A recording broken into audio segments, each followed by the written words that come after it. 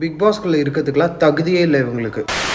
So big boss Tamil season என்னோட task 8 TTF வாரத்தில் so Paru and Kamruddin சாண்ட்ரான்ற ஒரு கண்டஸ்டண்ட்டை எட்டி உதச்சி வெளில தள்ளியிருக்காங்க. ஸோ அதில் பேனிக் அட்டாக் வந்து ஃபிக்ஸ் வந்த அளவுக்கு ஆயிருக்கு.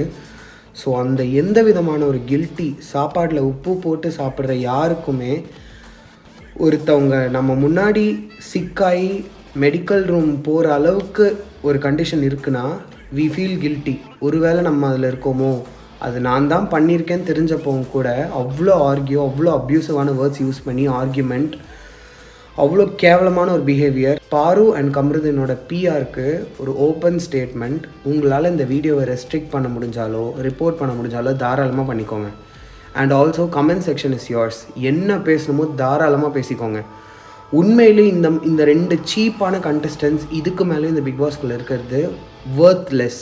எண்டமோல் ஷைன் டீமுக்கும் அண்ட் விஜய் டிவிக்கும் ஒரு கைண்ட் ரிக்வஸ்ட், இந்த மாதிரி ஒரு கண்டஸ்டன்ட் தகுதி தராதாரம் இல்லாத கண்டஸ்டன்ஸை எடுக்கிறது it is stupidity to the core.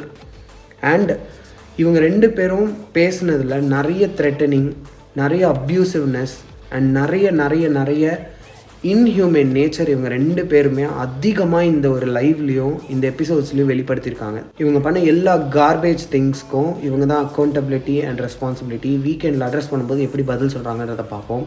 Also நாம் பேச வேண்டிய எல்லா விஷயத்தையும் திவ்யா லைவில் செம்மையாக பேசிகிட்டு இருக்காங்க. ஹியூஜ் ரெஸ்பெக்ட் அண்ட் ஒரு பெரிய சப்போர்ட்டாக வாய்ஸ் கொடுத்துருக்காங்க for சாண்ட்ராக்காக.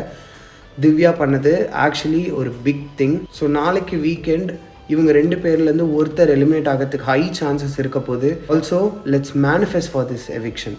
So big boss Tamil season என்னோட அப்டேட்ஸ் அண்ட் இன்ஃபர்மேஷன் தெரிஞ்சுக்கிறதுக்கு மறக்காமல் ஃபாலோ பண்ணிக்கோங்க. பாரு அண்ட் கம்ருதீன்